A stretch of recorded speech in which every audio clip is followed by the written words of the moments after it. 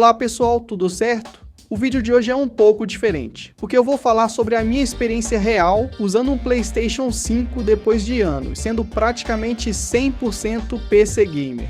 E talvez a pergunta principal seja, por que comprar um PS5 agora? A gente já está em uma fase mais avançada dessa geração de consoles. Existem rumores de que uma nova geração pode chegar nos próximos anos. Talvez um PlayStation 6 no final de 2027 ou começo de 2028.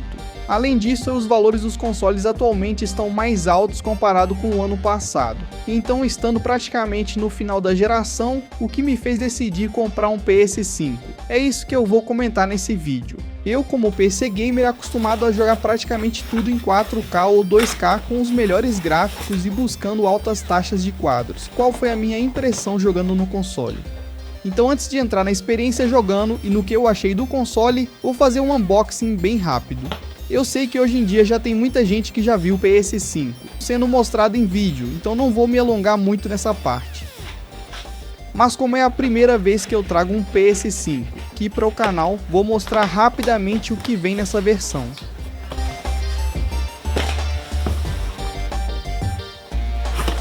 Na caixa acompanham dois suportes de acrílico para deixar o console deitado. Eu confesso que achei esses suportes bem simples, então eu já tinha imprimido um suporte próprio para deixar ele na horizontal. No começo eu pensei em deixar ele em pé, mas depois pesquisando um pouco mais, vi que preferia manter ele na horizontal por uma questão de cuidado com a vida útil do console. Então depois acabei imprimindo outro suporte, que vou mostrar mais pra frente no vídeo. Também acompanha um cabo HDMI 2.1 de boa qualidade, que suporta resolução 4K 120 quadros.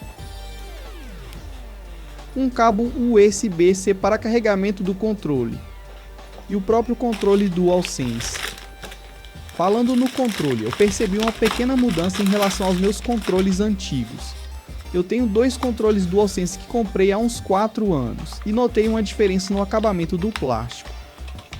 Esse novo parece ter uma textura um pouco mais forte, enquanto os meus antigos são mais lisos. Também senti ele um pouco mais robusto, mas pode ser simplesmente porque ele está novo ainda comparado aos meus controles que já têm bastante uso.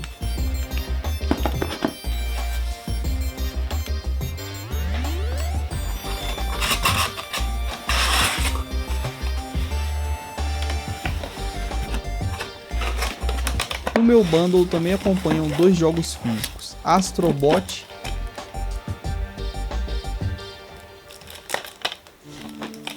e Gran Turismo 7.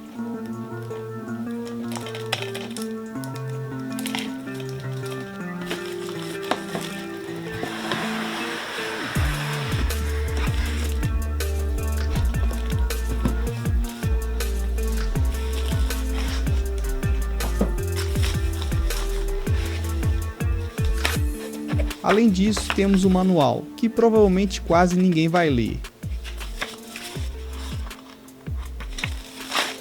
E claro, o próprio PlayStation 5.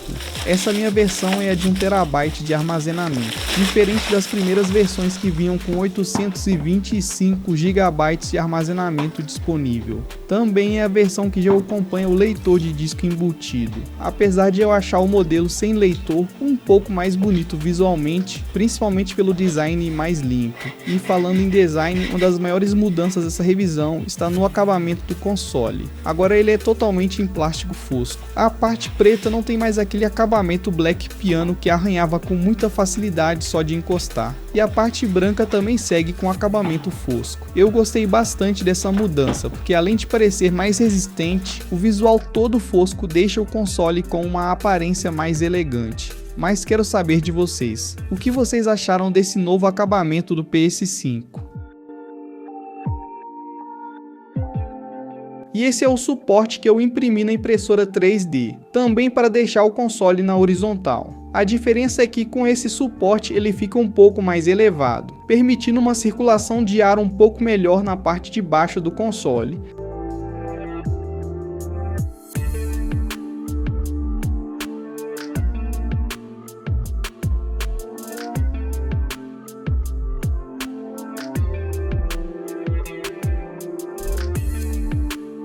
Enquanto faço as primeiras configurações do console, quero passar um pouco da minha experiência com o PlayStation. Eu tive praticamente todos os PlayStation, até o PlayStation 3. Então foi uma época em que eu realmente jogava bastante no console. Na geração do PlayStation 4, eu acabei fazendo a burrada de pegar um Xbox One. Não que o console seja ruim, mas naquela época a PlayStation estava com uma fase muito forte de exclusivos, e isso acabou pesando bastante. Depois disso eu comecei a migrar para o PC, e desde então não tive mais console. Então qual foi o motivo para eu decidir ter um console agora? Basicamente 3 motivos. O primeiro é poder trazer esse tipo de conteúdo aqui para o canal e compartilhar essa experiência com quem, assim como eu, ficou muito tempo sem um console e está pensando em adquirir um, ou até mesmo para quem está pensando em ter o primeiro console. O segundo motivo é que recentemente a PlayStation voltou a priorizar os seus jogos como exclusivos de console, não lançando mais todos os títulos para PC como aconteceu em alguns anos anteriores. E entre os jogos que eu mais estava esperando estão o Wolverine e o novo God of War. E o terceiro, mas não menos importante, é o GTA 6, que até agora não tem data prevista de lançamento no PC. E eu acredito que esse jogo vai acabar fazendo muita gente, assim como eu, considerar a compra de um PS5. Pois é, pessoal, uma pausa aqui no vídeo. Enquanto eu estava editando esse vídeo no dia 25 de junho, entrou a pré-venda oficial do GTA 6 mundialmente. Na mesma hora que eu soube, já fiz a minha compra da mídia física. Até fiquei em dúvida se pegava a versão digital direto na PS Store, mas eu queria ter a experiência de ter a capa do jogo. No final das contas vai dar praticamente no mesmo, porque essa mídia não vem com disco. Ela vem com um código para resgatar o jogo. A previsão é que ela seja entregue 3 dias antes do lançamento, justamente para dar tempo de fazer o pré-download. E ainda conseguir um pequeno desconto na Amazon em relação ao preço da PS Store. Agora é só aguardar o dia 19 de novembro. Agora vamos para a parte mais importante, a experiência e o desempenho do PS5. Vou começar com God of War Ragnarok. Para esse teste estou usando uma TV que tem compatibilidade com o VRR do PS5, que é a taxa de atualização variável. Basicamente essa tecnologia sincroniza a taxa de atualização do jogo com a TV ou monitor, deixando a imagem mais fluida e evitando problemas como cortes na imagem. Mas antes de continuar, preciso fazer uma observação. Nesse meu modelo de TV, quando o jogo está rodando a 30 quadros, ela acaba não mostrando essa informação corretamente. Na tela aparece algo como 69 ou 119 quadros, com uma variação estranha. Depois eu descobri que existe uma configuração dentro do PS5 que corrige isso, mas eu só fiquei sabendo depois de fazer os testes. Então, quando vocês virem esses números aparecendo rapidamente, saibam que na verdade o jogo está rodando a 30 quadros. E falando da minha experiência jogando a 30 quadros, eu achei bem melhor do que eu esperava. Como o jogo mantém esses 30 quadros de forma muito estável, sem quedas perceptíveis, a experiência acaba sendo bem agradável. No modo qualidade, o jogo usa reconstrução de imagem para entregar uma saída em 4K, e a qualidade da imagem é muito boa. Em alguns momentos chega a passar a sensação de estar vendo uma imagem em 4K nativo.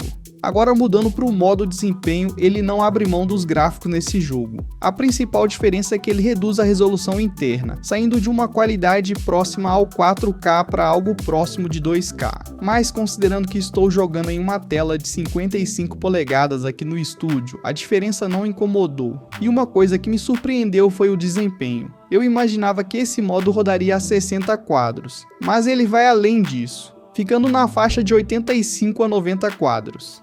Isso deixa a experiência muito mais fluida. E o mais interessante é que nesse jogo, o modo desempenho não abre mão da qualidade gráfica. Mesmo reduzindo a resolução de imagem, ele mantém uma boa qualidade visual, sem perder detalhes importantes, como os efeitos gráficos e a qualidade das sombras. Então, nesse jogo, eu escolheria tranquilamente jogar no modo desempenho.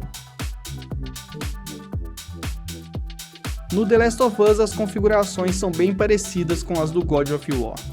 No modo fidelidade, o jogo fica em 30 quadros com a imagem em 4K, priorizando a qualidade visual. Já no modo desempenho, ele consegue atingir cerca de 100 quadros, sem perder muita qualidade gráfica. A principal mudança é que ele reduz a resolução de renderização para algo próximo de 2K, mas na prática a imagem continua muito boa, principalmente durante a gameplay.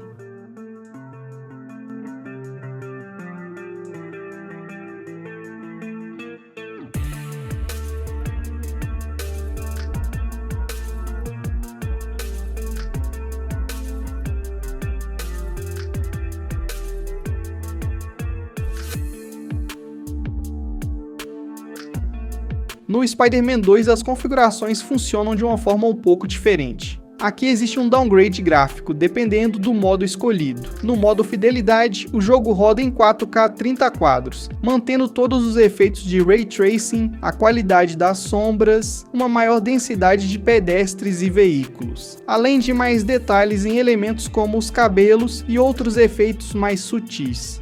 Já no modo Desempenho, o jogo passa para 60 quadros, mas abre mão de parte da qualidade do Ray Tracing e reduz algumas dessas configurações gráficas que eu acabei de mencionar. Além disso, a resolução de renderização também diminui para algo próximo de 2K. Mas o Spider-Man 2 tem uma opção muito interessante para quem quer jogar com a melhor qualidade gráfica possível sem abrir mão de uma experiência mais fluida. É o modo de exibição em 120 Hz. Quando essa opção está ativada em uma TV ou monitor compatível, ela utiliza a taxa de atualização de 120 Hz para reduzir a latência e aumentar a meta de quadros do modo Fidelidade.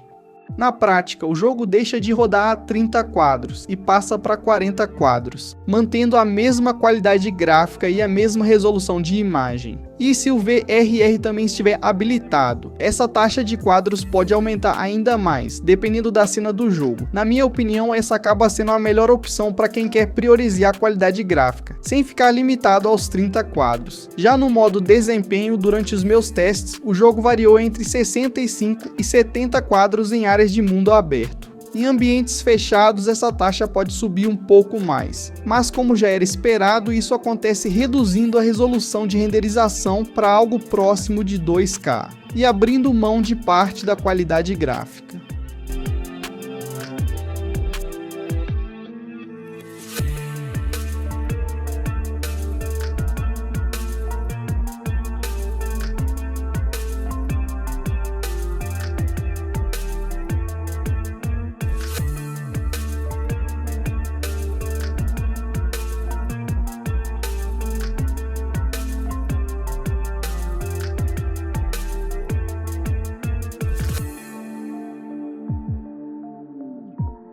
Tá, mas ele não roda nenhum jogo a 120 quadros? Roda sim, principalmente jogos mais leves ou com foco em desempenho, como títulos competitivos. Um exemplo é o Fortnite. No modo Qualidade, ele roda em 4K 60 quadros. Já no modo Desempenho, ele consegue manter os 120 quadros de forma bem estável. Para isso, o jogo abre mão de parte da resolução e reduz um pouco a qualidade de alguns efeitos, como as sombras. Sinceramente, durante a gameplay eu não notei uma grande perda na qualidade gráfica. Mas também vale lembrar que eu nunca achei o Fortnite um jogo com gráficos muito impressionantes. Claro, isso é uma opinião pessoal e pode variar de pessoa para pessoa. No geral, a experiência fica extremamente fluida, e para um jogo competitivo eu acredito que esse seja o melhor modo para jogar.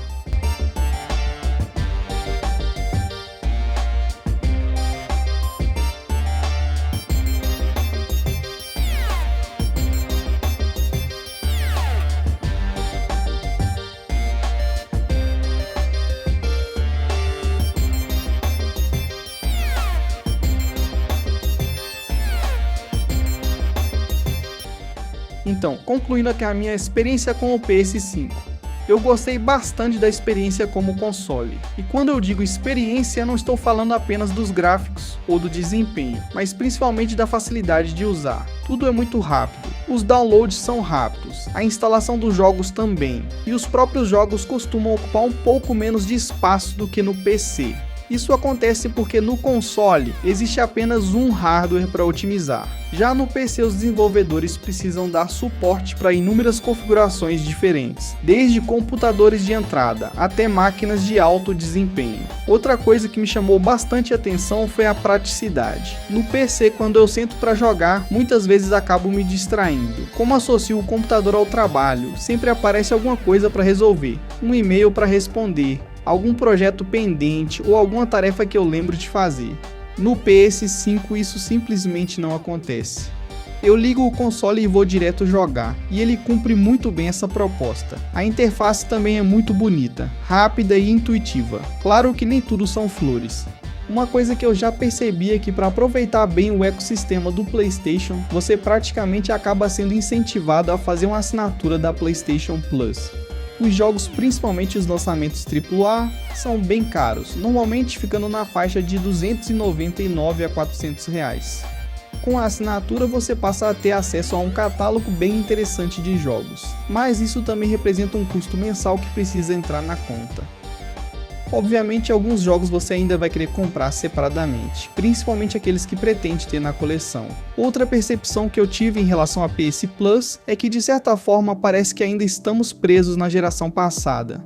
Além dos jogos de PS4 e títulos anteriores, eu sinto que o catálogo ainda é muito focado em remakes e remasters, com poucos jogos realmente dessa geração. E isso acaba trazendo novamente aquela discussão de que ainda não conseguimos aproveitar todo o potencial dessa geração de consoles. Na minha opinião, nesse ponto a assinatura do Xbox acaba sendo um pouco mais interessante, principalmente pela quantidade de jogos de outras distribuidoras e pela chegada de novidades no catálogo. Claro que cada plataforma tem sua proposta, mas essa foi uma coisa que eu percebi usando o PS5. E como eu venho do PC, também acabei reparando em alguns detalhes gráficos. No Spider-Man 2, por exemplo, percebi alguns pequenos flickers em objetos mais distantes e algumas texturas com qualidade mais baixa. São detalhes que muita gente provavelmente nem vai perceber ou simplesmente não vai dar importância, mas para quem está acostumado a jogar no PC acabam chamando um pouco mais a atenção. No geral, porém, o PS5 se mostrou um console muito competente. Já o Silent Hill 2 Remake foi um caso diferente. Esse foi um jogo que eu realmente não consegui aproveitar tanto no console. Comparando com a experiência que tive no computador, achei essa versão bem mais problemática, mas acredito que isso esteja muito mais relacionado à otimização feita pelos desenvolvedores do que ao hardware em si. E caso vocês tenham curiosidade, eu também posso trazer um vídeo comparando alguns jogos entre as duas plataformas, mostrando capturas de tela lado a lado. Acho que pode ser um conteúdo interessante, principalmente para quem já tem um computador e está em dúvida entre investir em uma placa de vídeo mais potente ou partir para um console. Agora eu quero saber a opinião de vocês. Vocês estão pensando em comprar um PS5 ou preferem esperar a próxima geração? Se você gostou desse vídeo, deixa o seu like e se inscreve no canal. Estou trazendo vídeos novos toda semana. E a minha meta agora é chegar aos 500 inscritos. E claro, podem deixar sugestões de vídeos aqui nos comentários. Vou ler todas elas.